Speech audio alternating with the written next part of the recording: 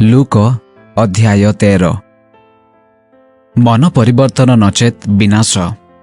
सेही समय रे केतेक लोक आसी पिलातो जेउ गालिलिय मानक रक्त सेमानकर बलि सहित मिसाई थिले सेमानक विपक्षरे यीशुଙ୍କୁ जणाइले। सेथिरे से सेमानଙ୍କୁ उत्तर देले, एहा सब भोग करिबारु एही गालिलिय माने अन्य समस्त गालिलिय मानक अपेक्षा अधिक पापी बोली कि तुम्भे माने मने करूअछ। मु तुम्भ मानंकु कहुअछि ना, किंतु मन परिवर्तन न कले तुम्भे माने समस्ते सेही प्रकारे विनष्ट हेबो। किंबा सिलोहरे सेही जेउ 18 जनंक उपरे प्रहरी गृह पड़ी सेमानकर प्राण नाश कला, सेमाने समस्त जेरुसालेमवासींक अपेक्षा अधिक अपराधी बोली कि तुम्भे माने मने करूअछ। मु तुम्भ मानंकु कहुअछि ना, किंतु मन परिवर्तन न कले तुम्भे माने समस्ते सेही परि विनष्ट हेबो। अफलंती डिंबिरी वृक्षरु दृष्टांत। आउ से एही दृष्टांत कहिले, जनकर द्राक्षा क्षेत्र रे गोटिए डिंबिरी वृक्ष लगा जाइथिला। से आसी सेथिरे फल खोजिले किंतु पाइले नाही।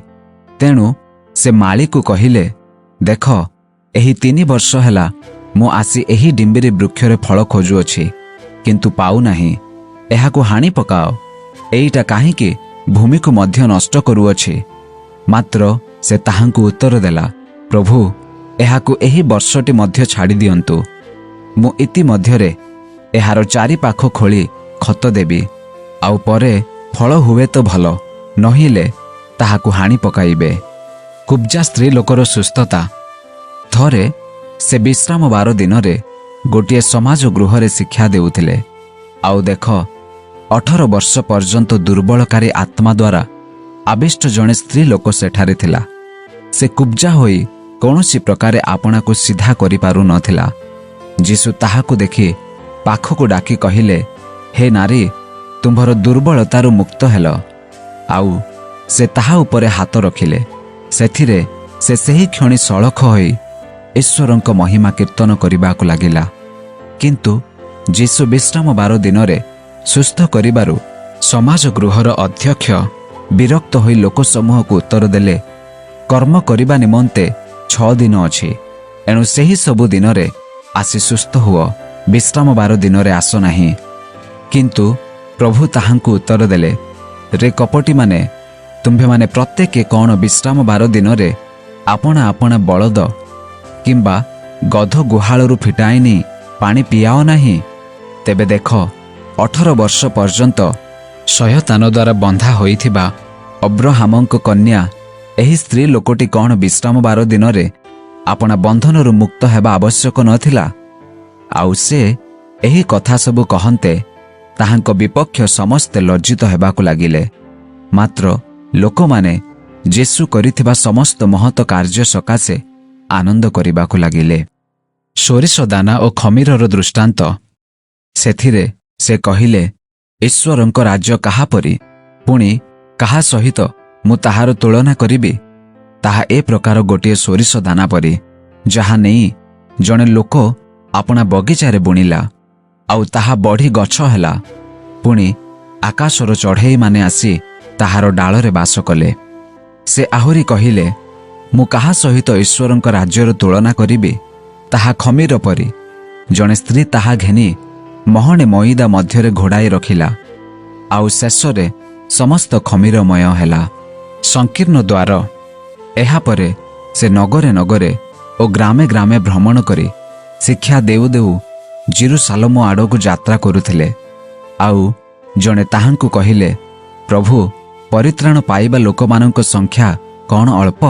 सेथिरे से सेमानंकु कहिले, संकीर्ण द्वार देई प्रवेश करिबाकु प्राणपण कर, कारण मु तुम्भ मानंकु कहुअछि अनेक प्रवेश करिबा निमंते चेष्टा करिबे किंतु पारिबे नाही।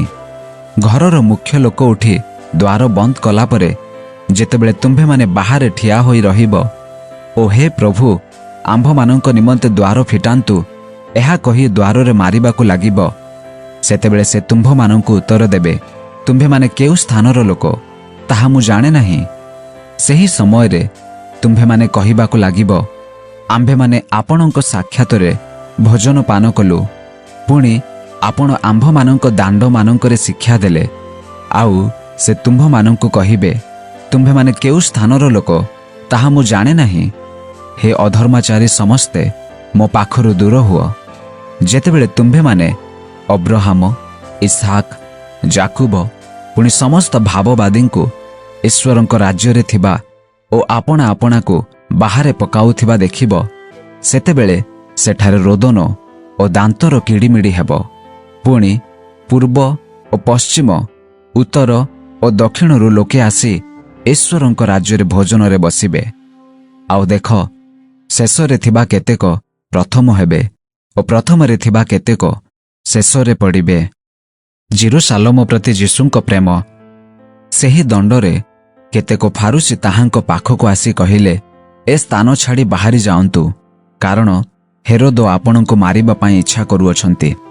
सेथिरे से सेमानंको कहिले तुम्भे माने जाई सेही कोकी सियाली की कुह देख मो आजी ओ काली भूत छड़ाऊ अछि ओ सुस्थ करूअछि पुणी तृतीय दिन रे मु सिद्ध हेबी। जहा हेउ आजी काली ओ पर दिन मते यात्रा करिबाकु हेबो कारण जेरूसालेम सहरर बाहरे भाववादीर निहत हेबा उचित नुहे। जेरूसालेम प्रति विलाप गो जेरूसालेम गो जेरूसालेम भाववादी मानंक हत्याकारिणी ओ आपणा निकटकू प्रेरित मानंक प्रस्तराघातकारिणी कुकुटी जेपरि पक्ष तले आपणा शावक मानंकु एकत्र करे सेहीपरि मु केते थर तोहर संतान मानंकु एकत्र करिबाकु इच्छा कली किंतु तुम्भे माने इच्छुक हेलो नाही। देख तुम्भ मानंक घर तुम्भ मानंक हातरे छाड़ी दिया जाउअछि आउ मु तुम्भ मानंकु कहूअछि प्रभुंक नामरे जे आसु अछंती से धन्य। तुम्भे माने जेउ दिन एही कथा कहिब सेही दिन न आसीबा पर्यंत मते निश्चय आउ देखिब नाही। लूक अध्याय 14। विश्राम 12 दिन रे सुस्थता प्रदान। थरे से विश्राम 12 दिन रे भोजन करिबा निमंते फारुसी मानंकर जणे नेतांक गृहरे प्रवेश करन्ते से माने ताहांको लक्ष्य करी रहिले। आउ देख ताहांको सम्मुखरे जणे जणे जलदर रोगरे पीड़ित लोक थिले। सेथिरे यीशु मोसांक व्यवस्था शास्त्रज्ञ ओ फारुसी मानंकु उत्तर देले विश्राम 12 दिन रे सुस्थ करिबा विधि संगत कि नुहे किंतु सेमाने नीरव रहिले। पुणी से ताहाको धरी सुस्थ कले ओ विदाय देले। आउ से सेमानंकु कहिले तुम्भ मानंक मध्यरु केही आपणा पुओ बा बळद कूओरे पड़िले कौन ताहाको विश्राम 12 दिन रे सेही क्षणे उठाइब नाही। आउ सेमाने एही समस्त कथार कौनसी उत्तर देई पारिले नाही। नत हेबारे उन्नत। पुणी निमंत्रित लोकमाने केमिति प्रधान प्रधान आसन बाछुथिले एहा लक्ष्य करी से सेमानंकु एही दृष्टांत देई कहिले जेतेबेले तुम्भे कौनसी लोक द्वारा विवाह भोजको निमंत्रित हुओ सेतेबेले प्रधान आसन रे बस नाही काले तुम्भठारु अधिक मान्यगण्य व्यक्ति ताहांक द्वारा निमंत्रित होइथिबे।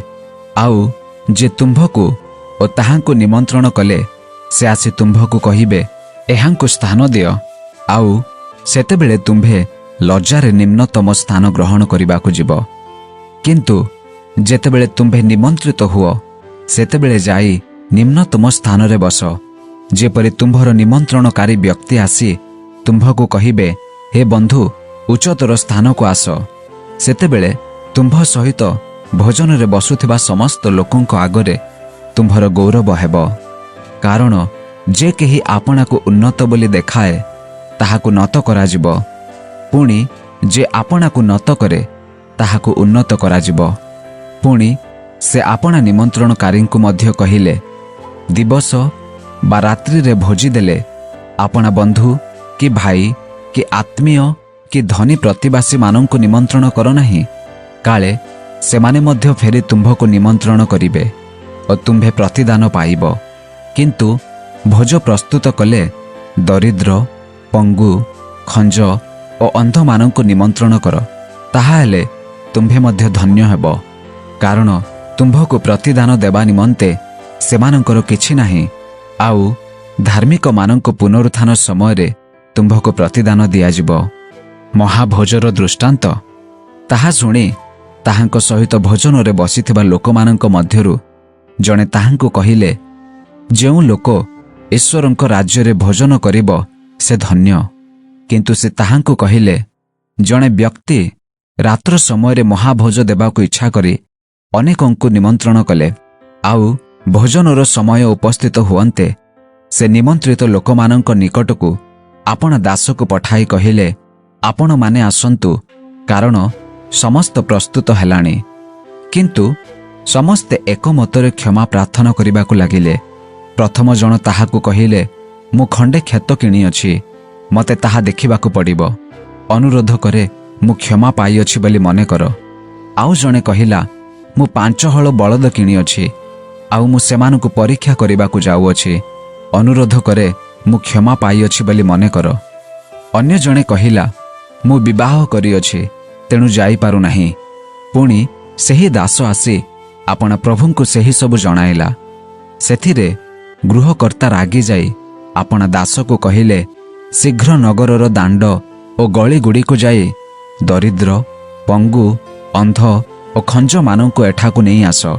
ପରେ ସେହି ଦାସ କହିଲା, ହେ ପ୍ରଭୁ, ଆପଣଙ୍କ ଆଦେଶ ଅନୁସାରେ କରାଯାଇଅଛି, ତଥାପି ଆହୁରି ସ୍ଥାନ ଅଛି। ସେଥିରେ ପ୍ରଭୁ ସେହି ଦାସକୁ କହିଲେ, ରାଜଦାଣ୍ଡ ଓ ବାଡ଼ ଆଡ଼କୁ ଯାଇ ଲୋକମାନଙ୍କୁ ଆସିବା ପାଇଁ କୁହ, ଯେପରି ମୋହର ଗୃହ ପୂର୍ଣ୍ଣ ହୁଏ।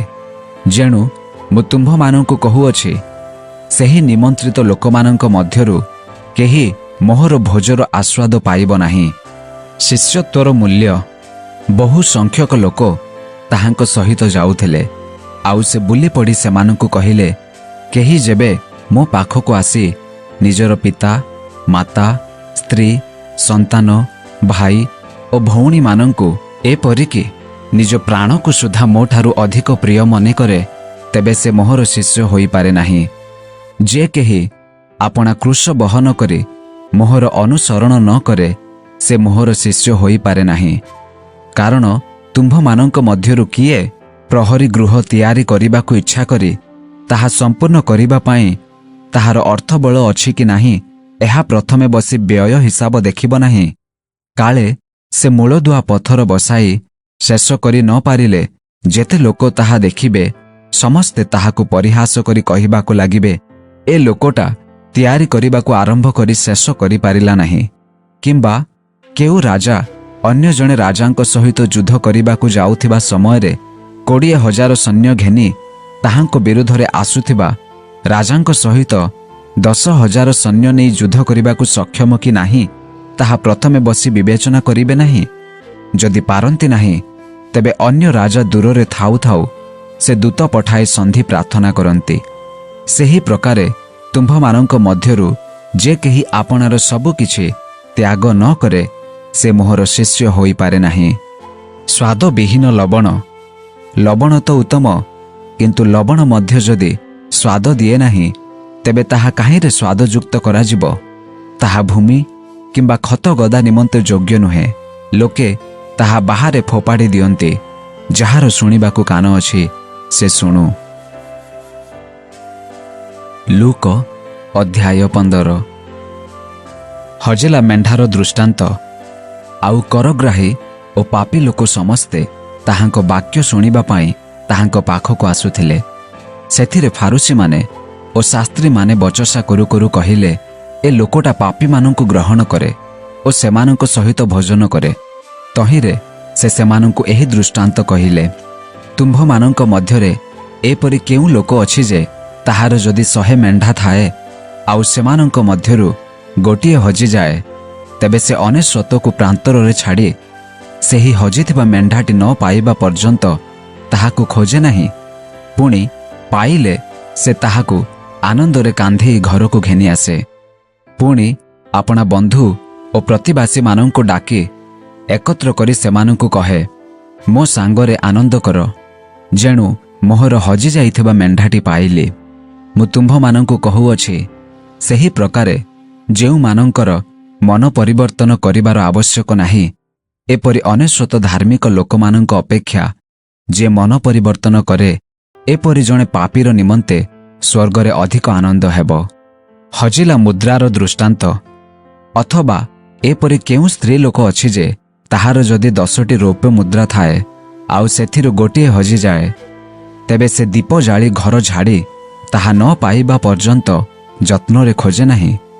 ପୁଣି ତାହା ପାଇଲେ ସେ ଆପଣା ବନ୍ଧୁ ଓ ପ୍ରତିବାସୀମାନଙ୍କୁ ଡାକି ଏକାଠି କରି କହେ, ମୋ ସାଙ୍ଗରେ ଆନନ୍ଦ କର, ଯେଣୁ ଯେଉଁ ରୌପ୍ୟ ମୁଦ୍ରାଟି ହଜିଯାଇଥିଲା ତାହା ପାଇଲି। ମୁଁ ତୁମ୍ଭମାନଙ୍କୁ କହୁଅଛି, ସେହି ପ୍ରକାରେ ଯିଏ ମନ ପରିବର୍ତ୍ତନ କରେ, ଏପରି ଜଣେ ପାପୀ ନିମନ୍ତେ ଈଶ୍ୱରଙ୍କ ଦୂତମାନଙ୍କ ଆଗରେ ଆନନ୍ଦ ହୁଏ। ଅପବ୍ୟୟୀ ପୁତ୍ରର ଦୃଷ୍ଟାନ୍ତ। ସେ ଆହୁରି କହିଲେ, ଜଣେ ବ୍ୟକ୍ତିଙ୍କର 2ଟି ପୁଅ ଥିଲେ। ସେମାନଙ୍କ ମଧ୍ୟରୁ ସାନ ପୁଅ ବାପାଙ୍କୁ କହିଲା, ବାପା, ସମ୍ପତ୍ତିର ଯେଉଁ ଭାଗ ମୋ ଭାଗରେ ପଡ଼ୁଅଛି ତାହା ମୋତେ ଦେଇଦିଅ। ସେଥିରେ ସେ ଆପଣାର ସବୁ କିଛି ସେମାନଙ୍କୁ ଭାଗ କରି ଦେଇଦେଲେ। ଅଳ୍ପ ଦିନ ପରେ ସାନ ପୁଅ ସବୁ ଏକାଠି କରି ଦୂର ଦେଶକୁ ଚାଲିଗଲା ଆଉ ସେଠାରେ ମନ୍ଦ ବିଷୟରେ ଆପଣାର ସମ୍ପତ୍ତି ଉଡ଼ାଇଦେଲା। କିନ୍ତୁ ସମସ୍ତ ଅପବ୍ୟୟ କଲାପରେ ସେ ଦେଶରେ ମହା ଦୁର୍ଭିକ୍ଷ ପଡ଼ିବାରୁ ତାହାର ଅଭାବ ହେବାକୁ ଲାଗିଲା। ସେଥିରେ ସେ ଯାଇ ସେହି ଦେଶର ଜଣେ ଲୋକଙ୍କର ଆଶ୍ରୟ ନେଲା ଆଉ ସେ ତାହାକୁ ଘୁଷୁରି ଚରାଇବା ପାଇଁ ଆପଣା ପଡ଼ିଆକୁ ପଠାଇଲେ। ପୁଣି ଘୁଷୁରିମାନେ ଯେଉଁ ଶିମ ଖାଉଥିଲେ ସେଥିରେ ସେ ଆପଣା ପେଟ ପୂରାଇବାକୁ ବାଞ୍ଛା କରୁଥିଲା, କିନ୍ତୁ କେହି ତାହାକୁ କିଛି ଦେଉନଥିଲେ। ମାତ୍ର ସେ ଚେତନା ପାଇ କହିଲା, ମୋହର ବାପାଙ୍କ କେତେ ମୂଲିଆଙ୍କର ଖାଦ୍ୟ ବଳି ପଡ଼ୁଅଛି, କିନ୍ତୁ ମୁଁ ଏଠାରେ ଭୋକରେ ମରୁଅଛି। ମୁଁ ଉଠି ମୋହର ବାପାଙ୍କ ପାଖକୁ ଯିବି ଓ ତାହାଙ୍କୁ କହିବି, ବାପା, ଈଶ୍ୱରଙ୍କ ବିରୁଦ୍ଧରେ ଓ ତୁମ୍ଭ ଦୃଷ୍ଟିରେ ମୁଁ ପାପ କଲି। ତୁମ୍ଭ ପୁଅ ବୋଲି ଡକାଯିବାର ମୁଁ ଆଉ ଯୋଗ୍ୟ ନୁହେଁ। ମୋତେ ତୁମ୍ଭର ଜଣେ ମୂଲିଆ ପରି ରଖ। ସେଥିରେ ସେ ଉଠି ଆପଣା ପିତାଙ୍କ ନିକଟକୁ ଗଲା। କିନ୍ତୁ ସେ ଦୂରରେ ଥାଉ ଥାଉ ତାହାର ପିତା ତାହାକୁ ଦେଖି ଦୟାରେ ବିଗଳିତ ହେଲେ ଓ ଦୌଡ଼ି ଯାଇ ତାହାକୁ ଆଲିଙ୍ଗନ କରି ଅତି ସ୍ନେହରେ ଚୁମ୍ବନ ଦେଲେ। ପୁତ୍ର ତାହାଙ୍କୁ କହିଲା, ବାପା, ଈଶ୍ୱରଙ୍କ ବିରୁଦ୍ଧରେ ଓ ତୁମ୍ଭ ଦୃଷ୍ଟିରେ ମୁଁ ପାପ କଲି। ତୁମ୍ଭ ପୁଅ ବୋଲି ଡକାଯିବାର ମୁଁ ଆଉ ଯୋଗ୍ୟ ନୁହେଁ। କିନ୍ତୁ ପିତା ଆପଣା ଦାସମାନଙ୍କୁ କହିଲେ, ସବୁଠାରୁ ଭଲ ବସ୍ତ୍ର ଶୀଘ୍ର ନେଇ ଆସି ଏହାକୁ ପିନ୍ଧାଅ, ଏହାର ହାତରେ ମୁଦି ଓ ପାଦରେ ପାଦୁକା ଦିଅ। ପୁଣି ହୃଷ୍ଟପୃଷ୍ଟ ପଶୁଟି ଆଣି ମାର। ଆସ, ଆମ୍ଭେମାନେ ଭୋଜନ କରି ଉତ୍ସବ କରୁ। କାରଣ ମୋହର ଏହି ପୁଅ ମୃତ ହୋଇଥିଲା, ପୁନର୍ବାର ବଞ୍ଚିଅଛି, ହଜି ଯାଇଥିଲା ଆଉ ମିଳିଅଛି। ସେଥିରେ ସେମାନେ ଉତ୍ସବ କରିବାକୁ ଲାଗିଲେ। ସେତେବେଳେ ତାହାଙ୍କ ବଡ଼ ପୁଅ କ୍ଷେତରେ ଥିଲା। ସେ ଯେତେବେଳେ ଆସି ଘର ପାଖରେ ପହଞ୍ଚିଲା, ସେତେବେଳେ ବାଦ୍ୟ ଓ ନୃତ୍ୟର ଶବ୍ଦ ଶୁଣି ଦାସମାନଙ୍କ ମଧ୍ୟରୁ ଜଣକୁ ପାଖକୁ ଡାକି ସେହି ସବୁ କ'ଣ ବୋଲି ପଚାରିବାକୁ ଲାଗିଲା। ସେ ତାହାକୁ କହିଲା, ତୁମ୍ଭର ଭାଇ ଆସିଅଛନ୍ତି ଆଉ ତୁମ୍ଭର ବାପା ତାହାଙ୍କୁ ସୁସ୍ଥ ଶରୀରରେ ପାଇବାରୁ ହୃଷ୍ଟପୃଷ୍ଟ ପଶୁଟିଏ ମାରିଅଛନ୍ତି। ସେଥିରେ ସେ ରାଗି ଯାଇ ଭିତରକୁ ଗଲା ନାହିଁ, କିନ୍ତୁ ତାହାର ପିତା ବାହାରକୁ ଆସି ତାହାକୁ ବହୁତ ବୁଝାଇବାକୁ ଲାଗିଲେ। ମାତ୍ର ସେ ପିତାଙ୍କୁ ଉତ୍ତର ଦେଲେ, ଦେଖ, ଏତେ ବର୍ଷ ହେଲା ମୁଁ ତୁମ୍ଭର ଦାସ ପରି ଖଟି ଆସିଅଛି, ପୁଣି କେବେ ହେଲେ ତୁମ୍ଭର ଆଜ୍ଞା ଅମାନ୍ୟ କରିନାହିଁ। ତଥାପି ମୋହର ବନ୍ଧୁମାନଙ୍କ ସହିତ ଉତ୍ସବ କରିବାକୁ ତୁମ୍ଭେ ମୋତେ କେବେ ହେଲେ ଛେଳି ଛୁଆଟିଏ ସୁଦ୍ଧା ଦେଇନାହଁ।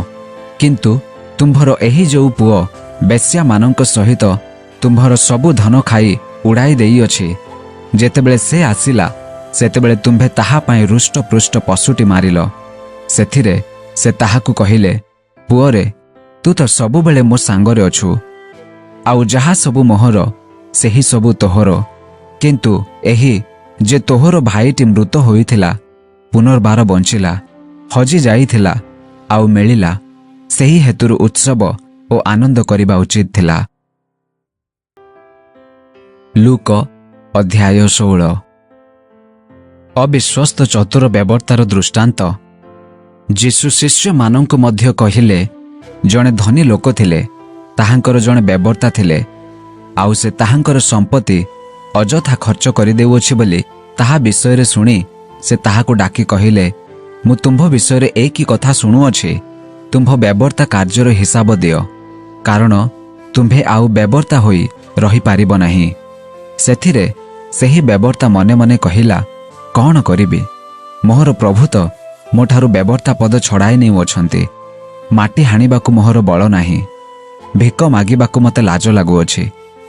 ମୁଁ ବେବର୍ତ୍ତା ପଦରୁ ବାହାରିବା ପରେ ଲୋକ ଯେପରି ମୋତେ ଆପଣା ଆପଣା ଗୃହରେ ଗ୍ରହଣ କରିବେ, ଏଥିପାଇଁ କ'ଣ କରିବି ତାହା ବୁଝିଲିଣି।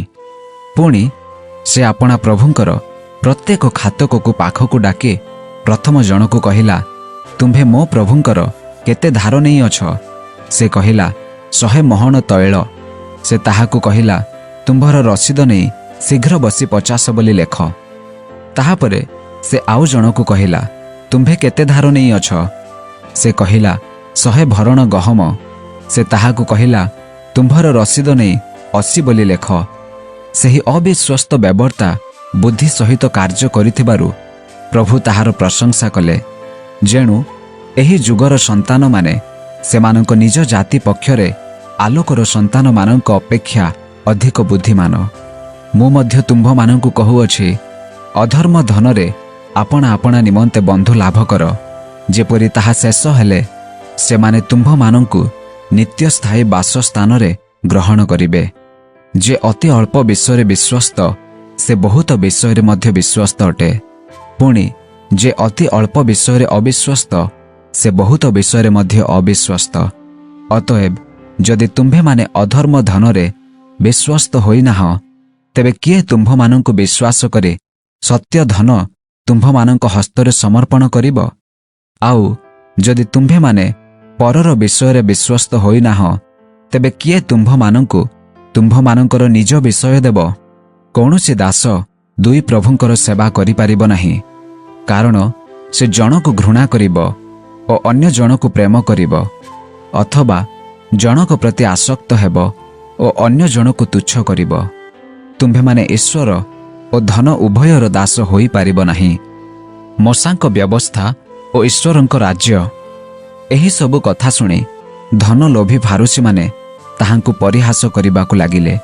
ସେଥିରେ ଯୀଶୁ ସେମାନଙ୍କୁ କହିଲେ, ଯେଉଁମାନେ ନିଜ ନିଜକୁ ମନୁଷ୍ୟମାନଙ୍କ ଦୃଷ୍ଟିରେ ଧାର୍ମିକ ବୋଲି ଦେଖାନ୍ତି, ତୁମ୍ଭେମାନେ ସେହି ପ୍ରକାର ଲୋକ। କିନ୍ତୁ ଈଶ୍ୱର ତୁମ୍ଭମାନଙ୍କର ହୃଦୟ ଜାଣନ୍ତି। କାରଣ ଯାହା ମନୁଷ୍ୟମାନଙ୍କ ମଧ୍ୟରେ ଉଚ୍ଚୀକୃତ, ତାହା ଈଶ୍ୱରଙ୍କ ଦୃଷ୍ଟିରେ ଘୃଣିତ। ମୋଶାଙ୍କ ବ୍ୟବସ୍ଥା ଓ ଭାବବାଦୀମାନଙ୍କ ଧର୍ମଶାସ୍ତ୍ର ଯୋହନଙ୍କ ପର୍ଯ୍ୟନ୍ତ ପ୍ରଚଳିତ ଥିଲା। ସେହି ସମୟଠାରୁ ଈଶ୍ୱରଙ୍କ ରାଜ୍ୟର ସୁସମାଚାର ପ୍ରଚାର ହେଉଅଛି। ଆଉ ପ୍ରତ୍ୟେକ ଲୋକ ପରାକ୍ରମ ପୂର୍ବକ ସେଥିରେ ପ୍ରବେଶ କରୁଅଛନ୍ତି। କିନ୍ତୁ ଈଶ୍ୱରଙ୍କ ବ୍ୟବସ୍ଥାର ଏକ ବିନ୍ଦୁ ଲୋପ ପାଇବା ଅପେକ୍ଷା ବରଂ ଆକାଶ ଓ ପୃଥିବୀ ଲୋପ ପାଇବା ସହଜ। ଯେ କେହି ଆପଣା ସ୍ତ୍ରୀକୁ ପରିତ୍ୟାଗ କରି ଅନ୍ୟକୁ ବିବାହ କରେ, ସେ ବ୍ୟଭିଚାର କରେ। ପୁଣି ଯେ ସ୍ୱାମୀ ଦ୍ୱାରା ପରିତ୍ୟାଗ କରାଯାଇଥିବା ସ୍ତ୍ରୀକୁ ବିବାହ କରେ, ସେ ବ୍ୟଭିଚାର କରେ। ଧନୀ ଲୋକ ଓ ଲାଜାର। ଜଣେ ଧନୀ ଲୋକ ଥିଲା। ସେ କୃଷ୍ଣ ଲୋହିତ ବର୍ଣ୍ଣର ବହୁମୂଲ୍ୟ ବସ୍ତ୍ର ପିନ୍ଧି ମହା ଆଡ଼ମ୍ବରରେ ପ୍ରତିଦିନ ଆମୋଦ ପ୍ରମୋଦ କରୁଥିଲା। କିନ୍ତୁ ତାହାର ଫାଟକ ପାଖରେ ଲାଜାର ବୋଲି ଜଣେ ଭିକାରୀ ପଡ଼ି ରହିଥିଲା। ତାର ଦେହରେ ଘାଁ ଭର୍ତ୍ତି ହୋଇଥିଲା। ସେ ସେହି ଧନୀ ଲୋକର ମେଜରୁ ପଡ଼ିବା ଅଇଁଠାରୁ କିଛି ଖାଇ ପେଟ ପୂରାଇବାକୁ ଆଶା କରୁଥିଲା। ଆଉ କୁକୁର ଗୁଡ଼ାକ ସୁଦ୍ଧା ଆସି ତାହାର ଘାଁ ସବୁ ଚାଟୁଥିଲେ। କାଳକ୍ରମେ ସେହି ଭିକାରୀଟି ମରିଗଲା ଓ ଦୂତମାନଙ୍କ ଦ୍ୱାରା ଅବ୍ରାହମଙ୍କ କୋଳକୁ ନିଆଗଲା। ପରେ ସେହି ଧନୀ ଲୋକ ମଧ୍ୟ ମରିଗଲା ଓ ସମାଧି ପାଇଲା। ଆଉ ସେ ନର୍କ ଯନ୍ତ୍ରଣାରେ କଲବଲ ହୋଇ ଉପରକୁ ଚାହିଁ ଦୂରରେ ଅବ୍ରାହମ ଓ ତାହାଙ୍କ କୋଳରେ ଲାଜାରକୁ ଦେଖିଲା। ସେଥିରେ ସେ ଡାକି କହିଲା, ହେ ପିତା ଅବ୍ରାହମ, ମୋତେ ଦୟାକରି ଲାଜାରକୁ ପଠାଇ ଦିଅନ୍ତୁ, ଯେପରି ସେ ପାଣିରେ ନିଜ ଅଙ୍ଗୁଳିର ଟିପ ବୁଡ଼ାଇ ମୋହର ଜିଭକୁ ଥଣ୍ଡା କରେ, କାରଣ ମୁଁ ଏହି ନିଆଁରେ କଲବଲ ହେଉଅଛି। କିନ୍ତୁ ଅବ୍ରାହମ କହିଲେ, ପୁଅରେ, ତୁ ଯେ ଜୀବିତ ଥିବା ସମୟରେ ତୋର ଭଲ ବିଷୟ ସବୁ ପାଇଲୁ, ଆଉ ଲାଜାର ସେହିପରି ମନ୍ଦ ବିଷୟ ସବୁ ପାଇଲା। ଏହା ମନେକର, କିନ୍ତୁ ଏବେ ସେ ଏହି ସ୍ଥାନରେ ସାନ୍ତ୍ୱନା ପାଉଅଛି, ଆଉ ତୁ କଲବଲ ହେଉଅଛୁ। ତାହା ଛଡ଼ା ତୁମ ଓ ଆମ ମଧ୍ୟରେ ବହୁତ ବଡ଼ ବ୍ୟବଧାନ ଅଛି। ଯେପରି ଯେଉଁମାନେ ଏ ସ୍ଥାନରୁ ତୁମ୍ଭମାନଙ୍କ ନିକଟକୁ ଯିବା ପାଇଁ ଇଚ୍ଛା କରନ୍ତି, ସେମାନେ ଯାଇପାରିବେ ନାହିଁ, କିମ୍ବା ସେ ସ୍ଥାନରୁ କେହି ଆମ୍ଭମାନଙ୍କ ନିକଟକୁ ପାର ହୋଇ ଆସିପାରିବେ ନାହିଁ। ସେଥିରେ ସେ କହିଲେ, ହେ ପିତା, ତାହେଲେ ମୁଁ ଆପଣଙ୍କୁ ଅନୁରୋଧ କରୁଅଛି, ତାହାକୁ ମୋହର ବାପାଙ୍କ ଘରକୁ ପଠାନ୍ତୁ, କାରଣ ମୋହର 5 ଭାଇ ଅଛନ୍ତି। ସେମାନେ ମଧ୍ୟ ଯେପରି ଏହି ଯନ୍ତ୍ରଣାମୟ ସ୍ଥାନକୁ ନ ଆସିବେ, ସେଥିପାଇଁ ସେ ସେମାନଙ୍କ ନିକଟରେ ସାକ୍ଷ୍ୟ ଦେବେ। କିନ୍ତୁ ଅବ୍ରାହମ କହିଲେ, ସେମାନଙ୍କ ନିକଟରେ ମୋଶା ଓ ଭାବବାଦୀମାନଙ୍କ ଧର୍ମଶାସ୍ତ୍ର ଅଛି, ସେମାନେ ସେମାନଙ୍କର କଥା ଶୁଣନ୍ତୁ। ସେଥିରେ ସେ କହିଲେ, ହେ ପିତା ଅବ୍ରାହମ, ତାହା ଯଥେଷ୍ଟ ନୁହେଁ, ମାତ୍ର ଯଦି ମୃତମାନଙ୍କ ପାଖରୁ ଜଣେ ସେମାନଙ୍କ ନିକଟକୁ ଯିବ, ତାହେଲେ ସେମାନେ ମନ ପରିବର୍ତ୍ତନ କରିବେ। କିନ୍ତୁ ସେ ତାହାକୁ କହିଲେ, ଯଦି ସେମାନେ ମୋଶା ଓ ଭାବବାଦୀମାନଙ୍କର କଥା ଶୁଣନ୍ତି ନାହିଁ, ତାହେଲେ ମୃତମାନଙ୍କ ମଧ୍ୟରୁ ଜଣେ ପୁନରୁତ୍ଥିତ ହେଲେ ସୁଦ୍ଧା ସେମାନେ ପରାମର୍ଶ ଗ୍ରହଣ କରିବେ ନାହିଁ। ଆସନ୍ତୁ ଆମ୍ଭେ ଲୁକ ଲିଖିତ ସୁସମାଚାର ତାର 13 ପର୍ବରୁ 16 ପର୍ବର ସାରାଂଶକୁ ଟିକେ ଚିନ୍ତା କରିବା। ଲୁକ 13 ପର୍ବର ସାରାଂଶକୁ ଆମେ ଏହି ପ୍ରକାରେ ସଂକ୍ଷେପରେ କହିପାରିବା, ମନ ପରିବର୍ତ୍ତନ କର, ନଚେତ୍ ବିନଷ୍ଟ ହେବ। ପିଲାତ ଗାଲାତୀୟମାନଙ୍କୁ ହତ୍ୟା କରିବା ଏବଂ ଶିଲୋହରେ ପ୍ରହରୀ ଗୃହ ଭୁଷୁଡ଼ି 18 ଜଣଙ୍କର ମୃତ୍ୟୁ ହେବାର ଦୁଃଖଦ ଘଟଣାର ଖବର ଉପରେ ଯୀଶୁଙ୍କ ପ୍ରତିକ୍ରିୟା ସହିତ ଲୁକ 13 ପର୍ବକୁ ଆରମ୍ଭ କରନ୍ତି। ସେ ଲୋକମାନଙ୍କର ଚିନ୍ତାଧାରାକୁ ସଂଶୋଧନ କରି କହନ୍ତି ଯେ ମୃତମାନେ ଅନ୍ୟମାନଙ୍କ ଠାରୁ ଅଧିକ ବେଶୀ ବା ବଡ଼ ପାପୀ ନଥିଲେ। ବରଂ ଯୀଶୁ ସ୍ପଷ୍ଟ ଭାବରେ ଏଠାରେ କହିଛନ୍ତି, ଲୁକ 13 ପର୍ବ ତାର 3 ପଦରେ, ମନ ପରିବର୍ତ୍ତନ ନ କଲେ ତୁମ୍ଭେମାନେ ସମସ୍ତେ ସେହି ପ୍ରକାରେ ବିନଷ୍ଟ ହେବ। ତତ୍ପରେ ଫଳହୀନ ଡିମ୍ବିରି ବୃକ୍ଷର ଦୃଷ୍ଟାନ୍ତ ସେ ଦେଲେ। ଏହି ବୃକ୍ଷ ଇସ୍ରାଏଲକୁ ସୂଚାଏ। ଯୀଶୁଙ୍କ ବାକ୍ୟ ସହିତ ଅଧିକାର ପ୍ରାପ୍ତ, ତଥାପି ସେମାନେ ଫଳହୀନ। ଈଶ୍ୱରଙ୍କ ଧୈର୍ଯ୍ୟ ମାଳିଙ୍କ ନିବେଦନରେ ଦେଖାଯାଏ। ଏହି ବର୍ଷ ମଧ୍ୟ ଏହାକୁ ଛାଡ଼ି ଦିଅନ୍ତୁ। ପ୍ରକୃତ ମନ ପରିବର୍ତ୍ତନ ଫଳ ଉତ୍ପନ୍ନ କରେ। ଏହି ଅଧ୍ୟାୟରେ ଯୀଶୁ ବିଶ୍ରାମ ବାରରେ 18 ବର୍ଷ ଧରି କୁବ୍ଜା ହୋଇ ରହିଥିବା ଜଣେ ମହିଳାଙ୍କୁ ସୁସ୍ଥ କଲେ। ବିଶ୍ରାମ ବାରରେ ଏପରି କାର୍ଯ୍ୟ କରିଥିବାରୁ ଧର୍ମ ନେତାମାନେ ତାହାଙ୍କୁ ବିରୋଧ କଲେ। ସେଥିରେ ଯୀଶୁ କହିଲେ, ବିଶ୍ରାମ ବାର ମନୁଷ୍ୟମାନଙ୍କ ପାଇଁ ସୃଷ୍ଟି ହୋଇଅଛି, ମନୁଷ୍ୟମାନେ ବିଶ୍ରାମ ବାର ପାଇଁ ନୁହନ୍ତି। ଏତଦ୍ୱାରା ଯୀଶୁ ଦର୍ଶାଇଛନ୍ତି ଯେ ତାହାଙ୍କ ରାଜ୍ୟ ସ୍ୱାଧୀନତା ଆଣେ, ବ୍ୟବସ୍ଥାର ବୋଝ ନୁହେଁ। ଶେଷରେ ସୋରିଷ ବୀଜ ଏବଂ ଖମିରର ଦୃଷ୍ଟାନ୍ତ କହିଲେ। ଏହା ରାଜ୍ୟର ଅଭିବୃଦ୍ଧିକୁ ଚିତ୍ରଣ କରେ, ଯଥା ଏକ କ୍ଷୁଦ୍ର ଆରମ୍ଭ ମଧ୍ୟ ବୃହତ୍ ଆକାର ଧାରଣ କରିପାରେ। ସଂକୀର୍ଣ୍ଣ ଦ୍ୱାର ଦେଇ ପ୍ରବେଶ କରିବାକୁ ଲୋକମାନଙ୍କୁ ସେ ପରାମର୍ଶ ଦେଲେ ଓ ଏହି ପ୍ରକାରେ ସେ ଏହି ଅଧ୍ୟାୟକୁ ସମାପ୍ତ କରିଛନ୍ତି। ଲୁକ 13 ପର୍ବ ତାର 24 ପଦରେ ଏହି ପ୍ରକାର ଲେଖା ଅଛି, ସଂକୀର୍ଣ୍ଣ ଦ୍ୱାର ଦେଇ ପ୍ରବେଶ କରିବାକୁ ପ୍ରାଣପଣ କର, କାରଣ ମୁଁ ତୁମ୍ଭମାନଙ୍କୁ କହୁଅଛି, ଅନେକ ପ୍ରବେଶ କରିବା ନିମନ୍ତେ ଚେଷ୍ଟା କରିବେ କିନ୍ତୁ ପାରିବେ ନାହିଁ। 14 ପର୍ବର ସାରାଂଶ ଏହି ପ୍ରକାର, ଯୀଶୁ ବିଶ୍ରାମ ବାରରେ ଜଳଧର ରୋଗଗ୍ରସ୍ତ ଜଣେ ବ୍ୟକ୍ତିଙ୍କୁ ସୁସ୍ଥ କଲେ। ଏଠାରେ ପୁନର୍ବାର ଫାରୁସୀମାନଙ୍କର କପଟପଣକୁ ମଧ୍ୟ ସେ ପ୍ରକାଶ କଲେ। ତାପରେ ସେ ଦୃଷ୍ଟାନ୍ତ ମାଧ୍ୟମରେ ନମ୍ରତା ଏବଂ ଉଦାରତା ବିଷୟରେ ଶିକ୍ଷା ଦେଲେ।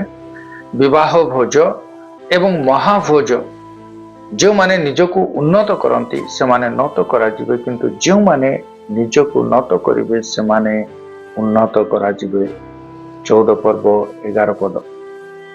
ମହାଭୋଜର ଦୃଷ୍ଟାନ୍ତ ଇସ୍ରାଏଲକୁ ଚେତାବନୀ ଦିଏ ଯେ ସେମାନେ ପ୍ରଥମେ ନିମନ୍ତ୍ରିତ ହୋଇଥିବା ସତ୍ତ୍ୱେ ଧର୍ମନେତାମାନେ ଈଶ୍ୱରଙ୍କ ନିମନ୍ତ୍ରଣକୁ ପ୍ରତ୍ୟାଖ୍ୟାନ କରିଥିଲେ।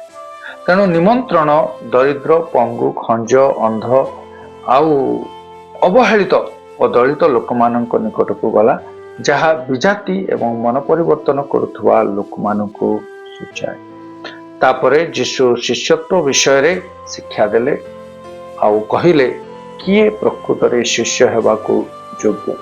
କେହି ଯେବେ ମୋ ନିକଟକୁ ଆସି ନିଜର ପିତା, ମାତା କି ସନ୍ତାନ, ଭାଇ ଓ ଭଉଣୀଙ୍କୁ ଏପରିକି ନିଜ ପ୍ରାଣକୁ ସୁଦ୍ଧା ମୋ ଠାରୁ ଅଧିକ ପ୍ରିୟ ମନେ କରେ, ତେବେ ସେ ମୋର ଶିଷ୍ୟ ହୋଇପାରେ ନାହିଁ।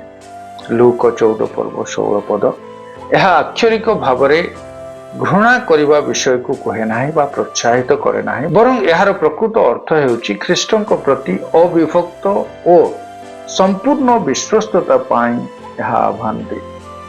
ସେ ବିଶ୍ୱାସୀମାନଙ୍କୁ ଶିଷ୍ୟତ୍ୱର ମୂଲ୍ୟ ଆକଳନ କରିବାକୁ ଅନୁରୋଧ କରନ୍ତି। ଯେପରି ଜଣେ ଗୃହ ନିର୍ମାଣ କରିବାକୁ ଆରମ୍ଭ କରିବା ପୂର୍ବରୁ ତାର ମୂଲ୍ୟ ଆକଳନ କରେ, ସେହିପରି ଶିଷ୍ୟତ୍ୱର ଜୀବନ ବଞ୍ଚିବା ପାଇଁ ଯେ ମୂଲ୍ୟ ଦେବାକୁ ପଡ଼େ, ସେହି ମୂଲ୍ୟ ଶିଷ୍ୟତ୍ୱ ଧାରଣ କରିବା ପୂର୍ବରୁ ବା ଶିଷ୍ୟ ହେବା ପୂର୍ବରୁ ଆକଳନ କରିବା ଆବଶ୍ୟକ। ଲୁକ 15 ପର୍ବକୁ ଆମେ ଏହି ପ୍ରକାର ସମୀକ୍ଷା କରିପାରିବା। ଏହି ଅଧ୍ୟାୟରେ ହଜି ଯାଇଥିବା ଲୋକମାନଙ୍କ ପ୍ରତି ଈଶ୍ୱରଙ୍କ ଅନୁଗ୍ରହ ବିଷୟରେ 3ଟି ଦୃଷ୍ଟାନ୍ତ ରହିଛି। ହଜି ଯାଇଥିବା ମେଣ୍ଢାର ଦୃଷ୍ଟାନ୍ତ, ହଜି ଯାଇଥିବା ପାପୀମାନଙ୍କ ପାଇଁ ମେଷପାଳକଙ୍କ ବ୍ୟକ୍ତିଗତ ଅନୁସନ୍ଧାନକୁ ଏଠାରେ ଦର୍ଶାଉଛି। ମୁଁ ତୁମ୍ଭମାନଙ୍କୁ କହୁଅଛି, ସେହି ପ୍ରକାରେ ଯେଉଁମାନଙ୍କର ମନ ପରିବର୍ତ୍ତନ କରିବାର ଆବଶ୍ୟକ ନାହିଁ, ଏପରି ଅନେଶତ ଧାର୍ମିକ ଲୋକଙ୍କ ଅପେକ୍ଷା ଯେ ମନ ପରିବର୍ତ୍ତନ କରେ, ଏପରି ଜଣେ ପାପୀର ନିମନ୍ତେ ସ୍ୱର୍ଗରେ ଅଧିକ ଆନନ୍ଦ ହେବ। ଲୁକ 15 ପର୍ବ ତାର 7 ପଦ। ହଜି ଯାଇଥିବା ମୁଦ୍ରାର ଦୃଷ୍ଟାନ୍ତ, ଏହା ଯତ୍ନ ସହକାରେ ଈଶ୍ୱର କରିଥିବା ଅନୁସନ୍ଧାନକୁ ଚିତ୍ରଣ କରେ। ମୁଦ୍ରା ପାଇବାରୁ ମହିଳାଙ୍କ ଆନନ୍ଦ ମନ ପରିବର୍ତ୍ତନ କରୁଥିବା ପ୍ରତ୍ୟେକ ପାପୀଙ୍କ ପାଇଁ ଈଶ୍ୱରଙ୍କ ଆନନ୍ଦକୁ ସୂଚାଏ। ଅପବ୍ୟୟ ପୁତ୍ର, ଏହା ଶାସ୍ତ୍ରର ସବୁଠାରୁ ହୃଦୟସ୍ପର୍ଶୀ କାହାଣୀ ଗୁଡ଼ିକ ମଧ୍ୟରୁ ଗୋଟିଏ। ସାନ ପୁଅ ତାର ଅଂଶ ବାପାଙ୍କ ଠାରୁ ନେଇ ବିଦେଶକୁ ଯାତ୍ରା କଲା, ପୁଣି ସେ ଅପବ୍ୟୟ କରି ସେ ସବୁ ନଷ୍ଟ କଲା। ତତ୍ପରେ ଯେତେବେଳେ ତାର ଅଭାବ ହେବାକୁ ଲାଗିଲା, ସେ ତା ବାପାଙ୍କ ନିକଟକୁ ଫେରି ଆସି ତାର ପାପକୁ ସ୍ୱୀକାର କଲା। ସେ କହିଲା, ଈଶ୍ୱରଙ୍କ ବିରୁଦ୍ଧରେ ଓ ତୁମ୍ଭ ଦୃଷ୍ଟିରେ ମୁଁ ପାପ କଲି। 18 ପଦ। ଏବଂ ଘରକୁ ସେ ଫେରି ଆସିଲା। ପିତା କିନ୍ତୁ ତାର ଦୋଷ ନ ଧରି ଦୌଡ଼ି ଯାଇ ତାକୁ ଆଲିଙ୍ଗନ କଲେ ଏବଂ ତାଙ୍କୁ ପୁତ୍ରତ୍ୱକୁ ଫେରାଇ ଆଣିଲେ। ବଡ଼ ପୁଅର ଅସନ୍ତୋଷ ଧର୍ମନେତାମାନଙ୍କର କଠୋରତାକୁ ଦର୍ଶାଏ। ଏହି ଦୃଷ୍ଟାନ୍ତ ଈଶ୍ୱରଙ୍କ ହୃଦୟକୁ ପ୍ରକାଶ କରେ, ଯାହା ସର୍ବଦା କ୍ଷମା କରିବାକୁ ପ୍ରସ୍ତୁତ, ଦୟାରେ ପରିପୂର୍ଣ୍ଣ ଏବଂ ପୁନରୁଦ୍ଧାର ପାଇଁ ଇଚ୍ଛୁକ। 16 ପର୍ବର ସାରାଂଶ ଆମେ ଏହି ପ୍ରକାର ପ୍ରକାଶ କରିପାରିବା। ତତ୍ତ୍ୱାବଧାନ ଏବଂ ଅନନ୍ତକାଳ। ତତ୍ପରେ ଯୀଶୁ ଅବିଶ୍ୱସ୍ତ ପ୍ରବନ୍ଧକ ବା ଆୟୋଜକ ବା ତତ୍ତ୍ୱାବଧାନକାରୀଙ୍କ ଦୃଷ୍ଟାନ୍ତ ମାଧ୍ୟମରେ ବିଶ୍ୱସ୍ତ ପରିଚାଳନା ବିଷୟରେ ଶିକ୍ଷା ଦେଲେ। ପ୍ରସଙ୍ଗଟି ଅସାଧୁତାକୁ ପ୍ରଶଂସା କରିବା ନୁହେଁ, ବରଂ ଅନନ୍ତ ଉଦ୍ଦେଶ୍ୟ ପାଇଁ ସମ୍ବଳକୁ ବା ନିଜର ପ୍ରପର୍ଟିକୁ ବୁଦ୍ଧିମାନ ସହିତ ନିଜର ଟ୍ୟାଲେଣ୍ଟ ଆଉ ନିଜର ପାରଦର୍ଶିତାକୁ ବିଶ୍ୱସ୍ତତାର ସହିତ ପୁଣି ବୁଦ୍ଧିମାନର ସହିତ ବ୍ୟବହାର କରିବାକୁ ଉତ୍ସାହିତ କରିବା ଅଟେ। ଅଧର୍ମ ଧନରେ ଆପଣା ଆପଣା ନିମନ୍ତେ ବନ୍ଧୁ ଲାଭ କର, ଯେପରି ତାହା ଶେଷ ହେଲେ ସେମାନେ ତୁମ୍ଭମାନଙ୍କୁ ନିତ୍ୟ ସ୍ଥାୟୀ ବାସସ୍ଥାନରେ ଗ୍ରହଣ କରିବେ। 16 ପର୍ବ 9 ପଦ। ପୁଣି ତତ୍ପରେ ସେ ଚେତାବନୀ ଦେଇ କହିଲେ ଯେ ତୁମ୍ଭେ ଈଶ୍ୱର ଓ ଧନ ଉଭୟର ଦାସ ହୋଇପାରିବ ନାହିଁ। ଫାରୁସୀମାନେ ତାଙ୍କର ପରିହାସ କଲେ, କାରଣ ସେମାନେ ଧନକୁ ଅଧିକ ପ୍ରେମ କରୁଥିଲେ। ତେଣୁ ଯୀଶୁ ଘୋଷଣା କରି କହିଲେ, କାରଣ ଯାହା ମନୁଷ୍ୟମାନଙ୍କ ମଧ୍ୟରେ ଉଚ୍ଚୀକୃତ ତାହା ଈଶ୍ୱରଙ୍କ ଦୃଷ୍ଟିରେ ଘୃଣିତ ଅଟେ। ଏହି ଅଧ୍ୟାୟଟି ଧନୀ ବ୍ୟକ୍ତି ଏବଂ ଲାଜାରଙ୍କ ଦୃଷ୍ଟାନ୍ତ ସହିତ ସମାପ୍ତ ହୁଏ। ଧନୀ ଲୋକ ବିଳାସପୂର୍ଣ୍ଣ ଜୀବନଯାପନ କରୁଥିବା ବେଳେ ଭିକାରୀ ଲାଜାର ତାର ଫାଟକ ପାଖରେ ରହି ଯନ୍ତ୍ରଣା ଭୋଗ କରୁଥିଲା। କିନ୍ତୁ ମୃତ୍ୟୁ ପରେ ସେମାନଙ୍କର ସ୍ଥିତି ସମ୍ପୂର୍ଣ୍ଣ ପରିବର୍ତ୍ତନ ହୋଇଗଲା। ଲାଜାର ଅବ୍ରାହମଙ୍କ କୋଳରେ ବସି ସାନ୍ତ୍ୱନା ପାଇଲେ, ଆଉ ଧନୀ ଲୋକଟି ନରକରେ ସେ ଯନ୍ତ୍ରଣା ଭୋଗ କଲା। ଧନୀ ଲୋକଙ୍କ ଉପଶମ ପାଇଁ ବା ଧନୀ ଲୋକ କିଛି ଆରାମ ପାଇବା ପାଇଁ ଟୋପାଏ ଥଣ୍ଡା ପାଣି ତାଙ୍କ ଜିଭରେ ଦେବା ନିମନ୍ତେ ଲାଜାରକୁ ପଠାଇବା ପାଇଁ ଅବ୍ରାହମଙ୍କ ନିକଟରେ ସେ ନିବେଦନ କଲେ, ଅନୁରୋଧ କଲେ, କିନ୍ତୁ ତାଙ୍କ ଅନୁରୋଧକୁ ପ୍ରତ୍ୟାଖ୍ୟାନ କରାଗଲା। ଆଉ ଏଠାରେ କୁହାଗଲା କି ତାଙ୍କ ଜୀବନ କାଳରେ ସେ ତାଙ୍କର ଆରାମ ଆଉ ଆନନ୍ଦ ସେ ଉପଭୋଗ କରିଛନ୍ତି, କିନ୍ତୁ ବର୍ତ୍ତମାନ ଲାଜାର ଏଠାରେ ଯେ ତାଙ୍କ ଜୀବନ କାଳରେ ଯନ୍ତ୍ରଣା ଭୋଗ କରିଥିଲେ, ସେ ବର୍ତ୍ତମାନ ସାନ୍ତ୍ୱନା ପାଉଛନ୍ତି। ତେଣୁ ଏଠାରେ ଅନ୍ତିମ ଚେତାବନୀ ଆମ ସମସ୍ତଙ୍କ ପାଇଁ ଅତି ସୁସ୍ପଷ୍ଟ ଅଟେ। ଯଦି ସେମାନେ ମୂଷା ଓ ଭାବବାଦୀ ମାନଙ୍କର କଥା ନ ଶୁଣନ୍ତି, ତାହେଲେ ମୃତମାନଙ୍କ ମଧ୍ୟରୁ ଜଣେ ପୁନରୁତ୍ଥିତ ହେଲେ ସୁଦ୍ଧା ସେମାନେ ପରାମର୍ଶ ଗ୍ରହଣ କରିବେ ନାହିଁ। ଯେତେବେଳେ ଧନୀ ବ୍ୟକ୍ତି ଲାଜାରୁଙ୍କୁ ପୁନର୍ବାର ତାଙ୍କ ଭାଇମାନଙ୍କ ନିକଟକୁ ପଠେଇବା ପାଇଁ ଅନୁରୋଧ କଲେ ଅବ୍ରାହମଙ୍କ ନିକଟରେ। ସେତେବେଳେ ସେ ଏହି ପ୍ରକାର ଉତ୍ତର ଦେଇ ତାହାଙ୍କୁ କହିଲେ। ସାରାଂଶ ଏହି ପ୍ରକାର, ଏହି ଅଧ୍ୟାୟ ଗୁଡ଼ିକ ମଧ୍ୟରେ ଲୁକ ମନ ପରିବର୍ତ୍ତନ, ନମ୍ରତା, ଶିଷ୍ୟତ୍ୱ ଏବଂ ଅନନ୍ତ ଦୃଷ୍ଟିକୋଣ ପାଇଁ ଯୀଶୁଙ୍କ ଆହ୍ୱାନକୁ ଆମ ସମ୍ମୁଖରେ ରଖିଛନ୍ତି। ଈଶ୍ୱରଙ୍କ ଅନୁଗ୍ରହ ଏବଂ ଧୈର୍ଯ୍ୟ ତୁଳନୀୟ ଅଟେ, କିନ୍ତୁ ଯେଉଁମାନେ ତାଙ୍କୁ ଅସ୍ୱୀକାର କରନ୍ତି ସେମାନଙ୍କ ପାଇଁ ବିଚାର ସୁନିଶ୍ଚିତ ରହିଛି।